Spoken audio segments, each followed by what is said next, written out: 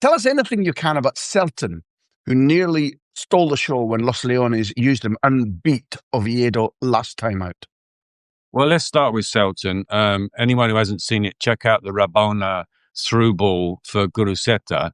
Again, when he comes on against Oviedo, it doesn't reach Guruceta, and you wonder how long it'll be before Valverde says, "Look, just play the pass. Let's play the pass and find the man." But he's 18 years old. He's Firmino's cousin, or at least his mum is Firmino's cousin. It's all a bit vague what the exact connection is. But this is great news for Athletic because Sunset is showing signs that he's never really going to feel the huge potential for various reasons about how he is physically and how he is in terms of commitment.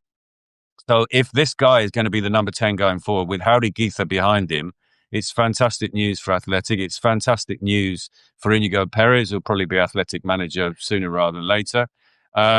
It's good news all round. We're looking forward to hopefully seeing him come on at the Camp Nou. As for whether the Camp Nou is an advantage of Barca, it's a massive advantage. They would never have come back against Emery's PSG and won that second leg 6-1 at Montjuic. You saw what happened when Araujo was sent off in the Champions League, and they just capitulated. There's no comparison between the two. They've been a little bit naughty not allowing Athletic Club any away fans, by the way, for the weekend game. But that's another story we haven't got time to go into. You were struck, just to post-script that, we were struck by the way in which Flick and a training session at Camp Nou. Yeah, we were there, weren't we? You frozen a little bit for me, hopefully. Dancing around like Uriah, and it was all... He was the most enthusiastic. It was all hippie and loving, and oh my... Yeah, he was the most enthusiastic of anyone on the pitch. And I think Lamine as well is also absolutely raring to start making his mark at a proper arena for his talent. Okay, that's true for people like Fermin and Dani Olmo and so on. Even Lamine has only had limited Camp Nou experience. I agree with Pete. I think that it's a plus. Doesn't win you the games as such, but it's a plus for Barcelona. Friday at 9 o'clock is a really interesting one because it's the Valencian derby, the real one, not Levante or Valencia against Villarreal. Let's start with Aguirre Zabala, not a Valencian man, a Basque, on loan from Athletic.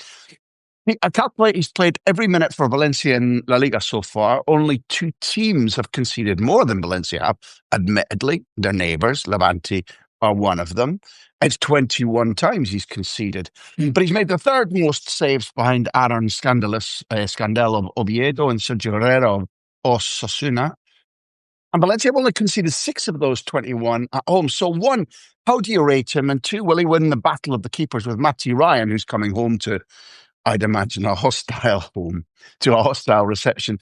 How do you rate him? And does Aguirre Zabala win the battle of the keepers on Friday night?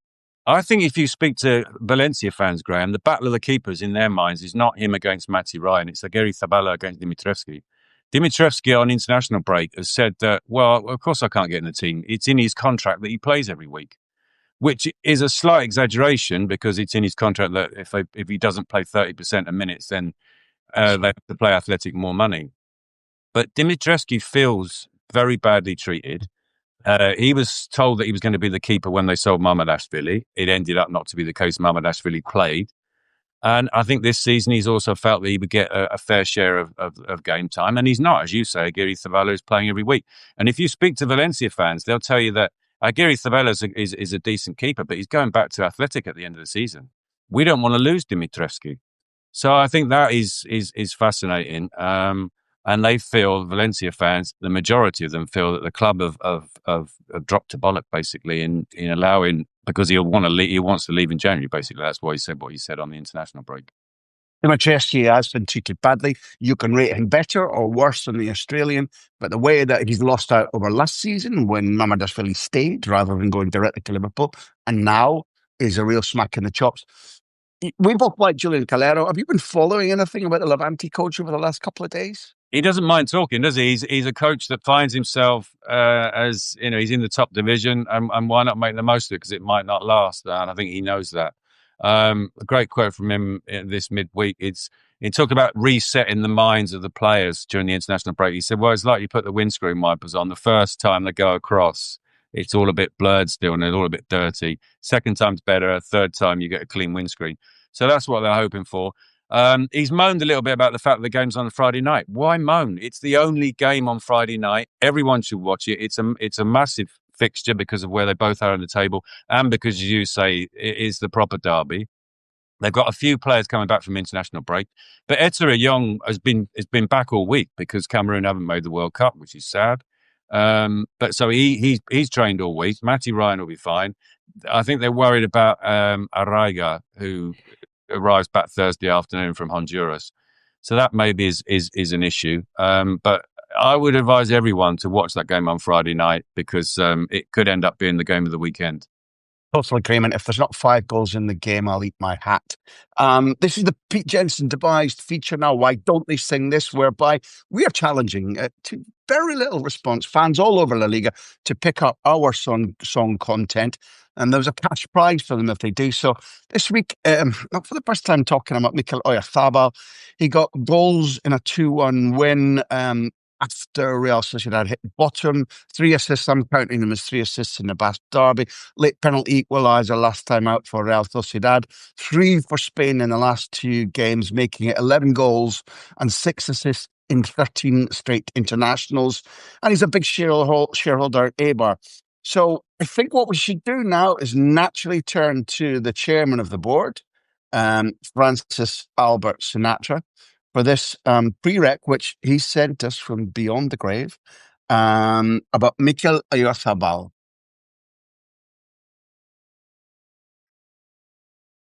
Oh, you can't hear that, can you? I can hear it now. Let him take those wicked penalties and on a wall. And other one, nothing to. Yeah.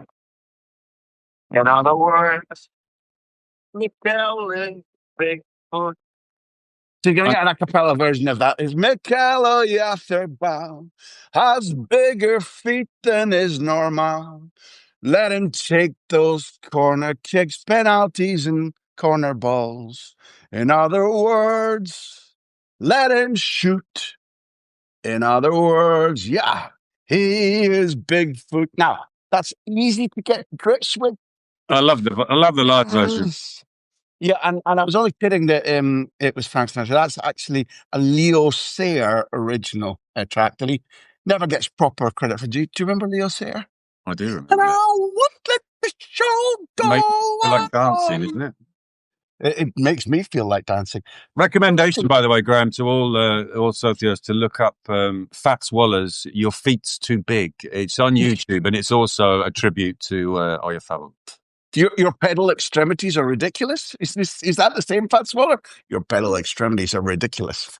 Like, these recommendations come gift wrapped to you all, socios. And listen, socios, this is going to be cut out by producer Jack because what we want to do is let other people into our community. There will be a door policy, and if you're wearing, say, blue trousers and brown brogues, pictures looking straight, no. But for everybody else, join us here. The community is fantastic. Yet content like Pete's all the time. Jamie Easton's going to be with us tomorrow. We'll be live at matches. We'll take you from now to the end of La Liga, right through the Super Cup in January, where there'll be a Clásico. Absolutely guaranteed there'll be a Clásico. We'll be with you in the Copa del Rey, which will be held down in La Cartuja in Seville in May and up until 2028. We'll take you through the Conference League, the Europa League, the Champions League, and also the progress between now and the end of the World Cup, all the way through the United States with me and Pete and Jamie. So, £3.99 a month. Pony up. Tell people to pony up. Share your recommendations. 30 quid. We'll still, until the end of this month, we'll take you through to the end of the World Cup. Join us. This is not Sparta, but Revista de la Liga.